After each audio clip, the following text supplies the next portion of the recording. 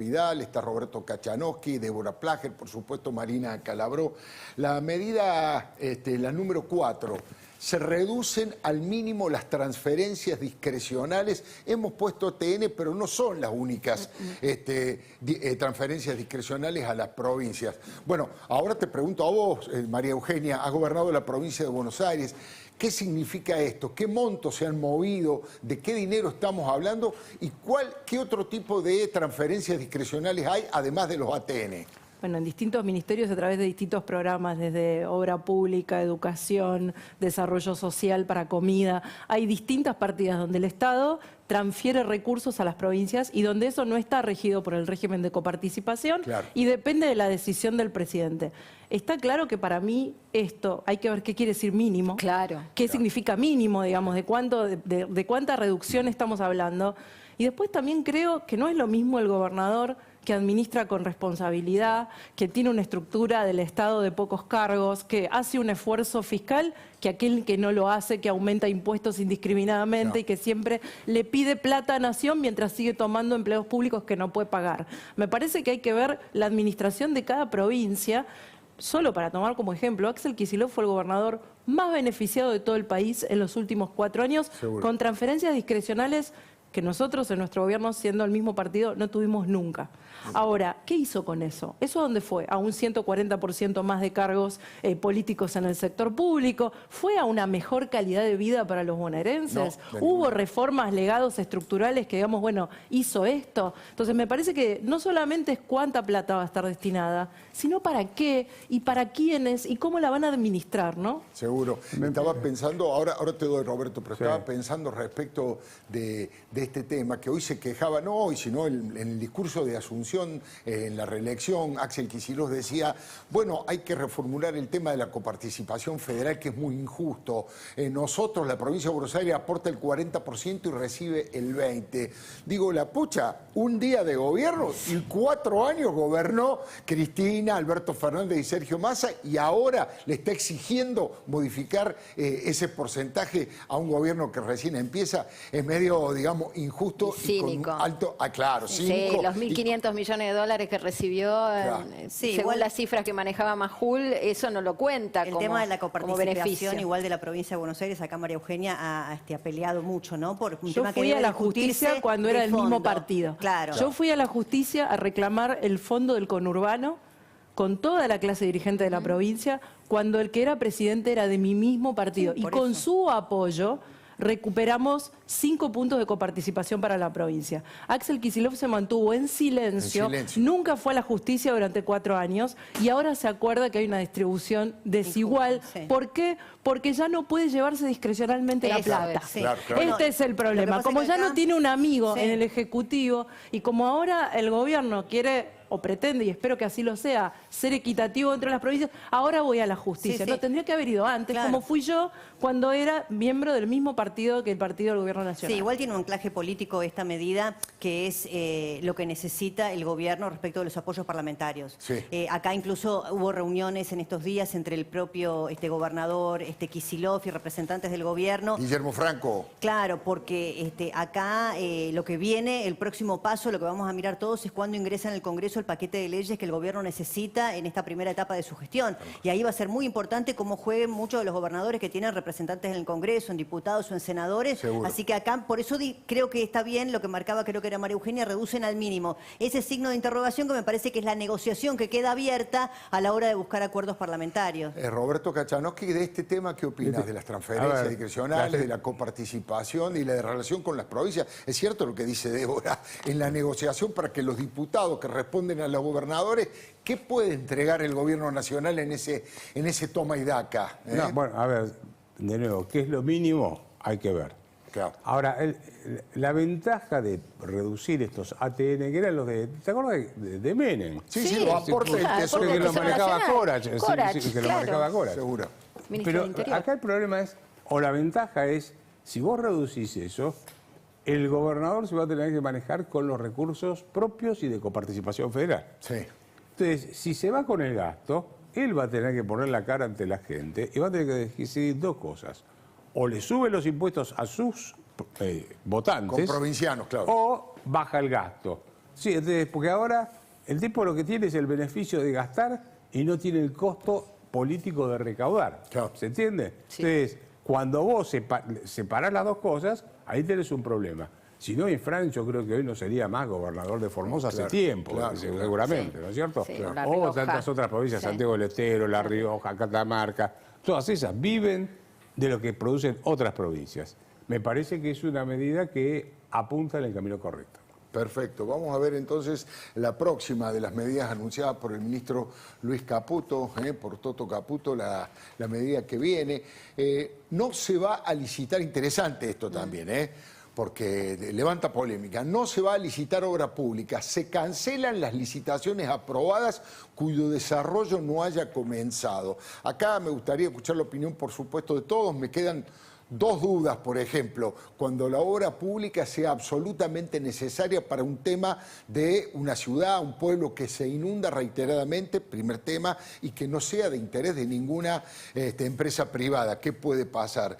Y lo otro que tiene que ver con lo que ya se han licitado y todavía no comenzó, ¿eso no es peligroso? ¿No van a ir a la justicia esas empresas para tratar de cobrar porque ya fueron licitadas? Son dos preguntas que hago, no sé, Débora, ¿qué opinas de eso? Sí, bueno, eso hoy se cuestionaba, incluso creo que algunos de los periodistas que pudieron hablar después con Caputo le preguntaban eso, ¿no? El desarrollo que no haya comenzado, cómo se traduce.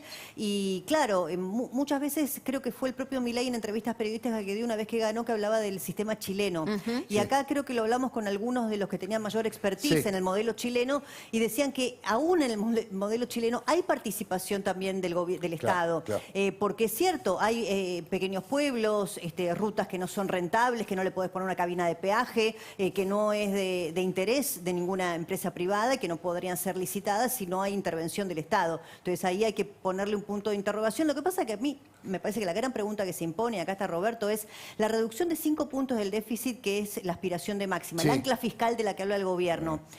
¿Cómo llegamos? Yo no sé si con estos números que estamos desgranando hoy, a dónde llegamos, a qué porcentaje estamos desgranando hoy, a dónde llegamos, a qué porcentaje de esos 5 puntos que propuso el gobierno, ¿no? Me parece que acá Roberto daba la tecla con el tema de los servicios públicos y quizá la obra pública. Déjame que, primero lo de la obra pública, creo que dijo se suspenden las obras y no se hacen nuevas y se convoca el capital privado para hacerlo. Sí, o sea, la harán los privados. ese es el principio. Hay que convencer al sector privado que te ponga un mango en la Argentina, que no es fácil hoy no en día, especificó bajo qué sistema, si hacerse cargo directamente el privado, Exacto. que el privado financie y el Estado devuelva. No de todas formas, como a principio, vos en tu casa, si la plata no te alcanza para fin de mes, no te pones a decorar la casa. Sí. Lo hacés cuando tenés ingresos. Entonces, si no tenés plata, vos no te podés poner a hacer obras nuevas. Lo vas a hacer el día que consigas financiamiento de algún organismo internacional o bien tenga superávit fiscal o recursos propios. De manera que esa es la primera parte. La segunda es lo de Débora, que es, vos decías, los 5 puntos. Sí. Ahí es una mezcla. Este es un plan más que ortodoxo, es heterodoxo. Es una mezcla de aumento de impuestos con baja de gastos. Y suba de gastos. Sí, aumento de impuestos y suba de gastos también, claro. Tenés suba de gastos en las AUH. Y en tarjeta alimentaria. Sí. Tarjeta alimentaria Y potenciar trabajo. Sí. Son los 3. Sí. Tenés baja de gastos gruesas, la que te estoy. El número grueso es baja de subsidios y obra pública si dejás de hacer. Sí. Y después tenés aumento de impuestos sí. con impuesto país y espérate, me está Y la reversión de y la retención es ganancias. a todos los que exportan. Sí. Entonces, Sí, porque no es un impuesto plan país, impo expo, y después claro, es que ahí la hay una reversión de duda cómo ganancias. queda la tarjeta de turismo, viste Sí, que tampoco El se dólar sabe turista. muy bien. O sea, ¿no es ortodoxo? ¿Y por No, qué? ¿Es esto el no es pragmatismo de ortodoxo. Milei? Esta Es una mezcla. heterodoxia que aparece que suba de impuesto y suba de gastos. Bueno, pero lo había dicho Milei en el Sí, sentido es de que la cerrar el única déficit. ministra que iba a tener la billetera para acolchonar a los sectores más humildes, están temiendo un estallido social, están temiendo manifestaciones en la calle, si vos cortás de golpe eso. Pero le quiero preguntar a María Eugenia sobre las obras públicas. ¿Cómo ve este tema? Las que se puede, digamos, prestar a que haya una judicialización, aquellas que ganaron es la primera. ¿Y cómo encararía? Porque pienso, una obra pública grande que haga una empresa privada, ¿le dan un crédito externo importante sin el ok, sin que el Estado también coparticipe? Es raro eso. Primero diría, una cosa es una medida de emergencia por un tiempo determinado, donde puede hacer sentido que durante una determinada cantidad de tiempo, no sé, 6 meses, un plazo, no se generen obras nuevas porque no hay recursos. Claro, lo que decía Otra Roberto. cosa es que sea una política permanente. ¿Por qué digo esto? Primero porque el privado, como recién dijo Kachanowski, el privado invierte cuando la economía funciona. Sí. En una obra, en abrir un negocio. La regla de juego. Cuando las cosas están estables, entonces un privado quiere hacer una ruta, o quiere hacer un puerto, o quiere hacer alguna inversión. Segundo, hay lugares donde el privado no va a ir. Cuando en la provincia de Buenos Aires, en mi segundo año de gestión, se inundó la Emilia, un pueblo entero se quedó bajo el agua después de la inundación. Probablemente no había privados que fueran a querer hacer la obra de infraestructura para un pueblo que se había quedado bajo el agua. Entonces, yo creo que el Estado tiene que tener el criterio de saber que hay obras de emergencia, sobre todo en este problema meteorológico y climático que tiene el mundo, que va a haber situaciones donde va a tener que intervenir, más allá de que yo entiendo que transitoriamente no puede empezar obras nuevas. Ahora, como política del Estado, yo creo que hay una parte de la obra pública que necesariamente va a tener que hacer el Estado o retomar en algún momento, aún incluso con una economía donde el privado invierta en obra, pero para eso primero se va a tener que resolver la economía. Sin duda. ¿Me dejás decir algo? Sí, cómo no, de lo cómo que no. estaba comentando María Eugenia, porque María Eugenia, digo María Julia, te dije, ¿no? Pasa, no te preocupes. Sí, a mí también me A mí me dicen Mariana, no te preocupes. no, el punto es este. Sobre este punto que vos estás haciendo, no voy a esconder mi trayectoria liberal de hace años. Se sabe cómo pienso. Pero Milei habló de Roca. ¿Saben quién fue el que más escuelas construyó en la Argentina? Roca. ¿Quién fue el que sancionó la ley 1420? Roca. ¿Quién fue el que más hospitales construyó en la Argentina? Roca. ¿Cómo se hicieron los ferrocarriles? Se le daba la línea y a cada lado de las vías, no me acuerdo si eran 7 leguas o una cosa por el estilo, para que las vendan. Entonces, uno puede ser liberal, pero en la filosofía. Ahora llega un punto donde tampoco puede ser tan exagerado, donde decís, se inundan puertos, bueno, o un pueblo entero, bueno, si no hay ninguno que se mueran ahogados, ¿viste? O sea, coincido en este punto que me parece que tendría que tener en cuenta, ¿no? Vemos esta medida y enseguida me voy a una columna de Marina Calabró que se la recomiendo porque vamos a conocer tal vez a una de las ministras más poderosas del gabinete y una de las más desconocidas, pero bueno, no se lo quiero spoilear. Quiero sí ver esto, la opinión de los invitados. Se reducen los subsidios a la energía y al transporte. Bueno, María Eugenia, acá no hay detalles. ¿A quién, cuánto?